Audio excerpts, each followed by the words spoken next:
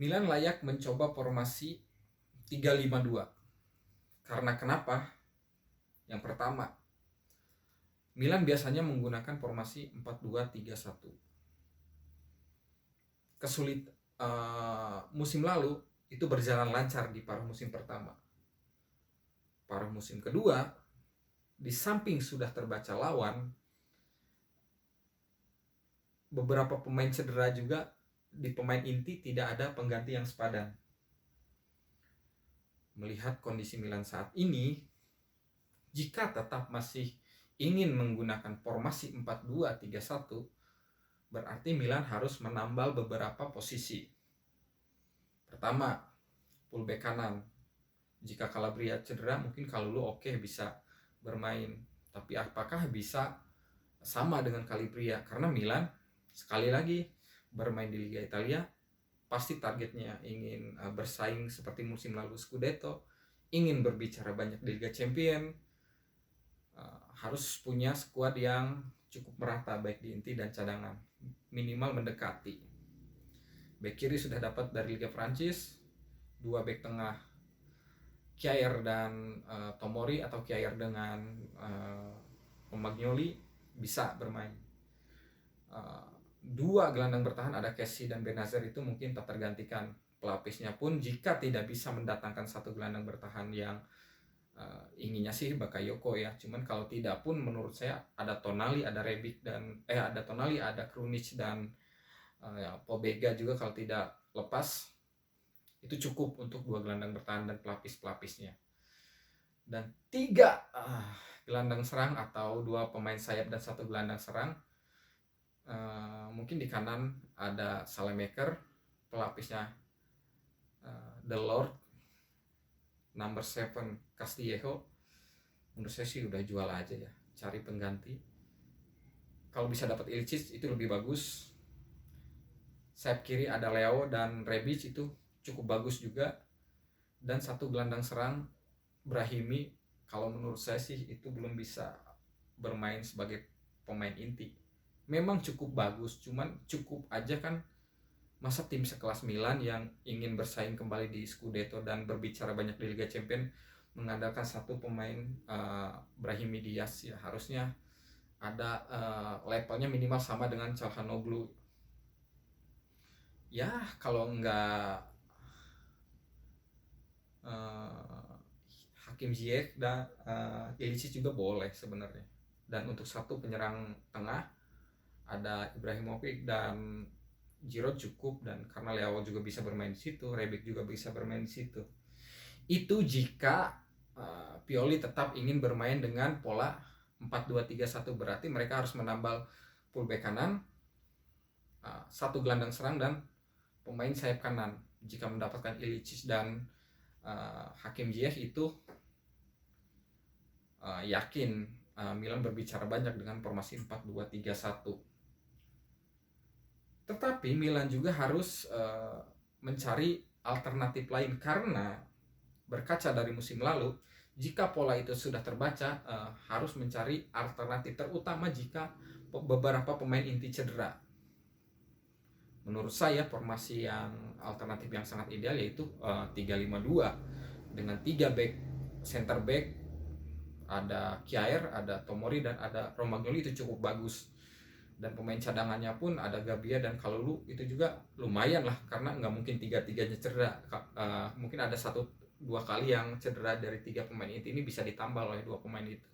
Dan satulah cari back muda atau dari akademi bisa untuk melapis sebagai alternatif. 3-5-2, back sayap kanan, wing back kanan itu bisa Salemaker bisa taruh situ, dan Calabria bisa ditaruh juga di situ. Which is Milan nggak perlu mencari wingback kanan. Kalaupun Dalot masuk itu lebih oke, menambah alternatif. Wingback kiri itu ada Theo Hernandez. Kita tahu Hernandez sangat agresif saat menyerang, agak lemah di bertahan. Jadi untuk posisi wingback itu lebih cocok sebenarnya, karena jika dia agresif ke depan, udah ada Romagnoli yang mengcover dan ada 2 back lagi untuk mengcover sisi tengahnya. Itu sangat oke menurut saya. Dan PR-nya tetap harus mencari satu gelandang serang. Menurut saya sih Jika tidak bisa mendapatkan Ilicic dan Hakim Ziyech, menurut saya salah satunya bisa bermain di cukup mendatangkan salah satu dari itu. Dia bisa bermain di satu gelandang serang di bawah dua striker di formasi 3-5-2. Ilicic oke, Ziyech juga oke. Cadangannya oke lah Brahimi. Dan dua di depan cukup kaya, bisa memainkan dua penyerang jangkung, ada Ibrahimovic dan Giroud, bisa juga Ibrahimovic dan Rebic, mengkolaborasikan antara kecepatan dan power, bisa juga Ibrahimovic dan Leo, mix juga masih oke sebagai alternatif. Syukur-syukur bisa mendapatkan penyerang sayap kanan dan satu gelandang serang. Dan Milan harus memang tetap mencoba alternatif, menurut saya 3-5-2, karena harus ada alternatif, karena tim-tim lain juga berbenah, terutama di bursa transfer. Tim-tim lain juga menggunakan pelatih-pelatih yang cukup oke. Kita tahu di Roma udah ada Mourinho, walaupun akhir-akhir ini pamor dia menurun, tapi Mourinho tetap Mourinho. Dia beberapa gelar yang dia dapat tidak bisa kita kesampingkan. Terus Juventus dengan Allegri-nya kembali, mungkin itu akan membawa kepercayaan diri sendiri. Lazio dengan Sarri, kita tahu mental Sarri atau ciri khas permainan Sarri itu walaupun tidak selalu menang tapi sangat berbahaya. Terus juga Napoli ada Spalletti yang sangat berpengalaman, bisalah untuk mengganggu Milan. Dan Atalanta yang sudah lama menggunakan formasi 3-5-2 atau 3-4-3, sebenarnya sama aja, intinya seperti itu. Semoga pemain-pemain Milan cepat mendatangkan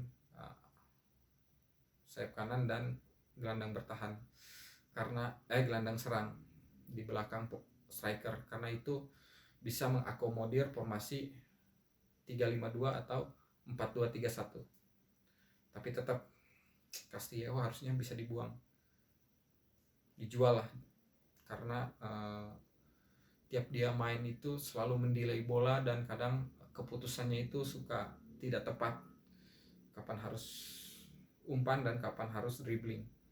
Salemaker oke, cuman dia terlalu muda untuk bersaing untuk membawa beban Milan di Liga Champions dan Serie A.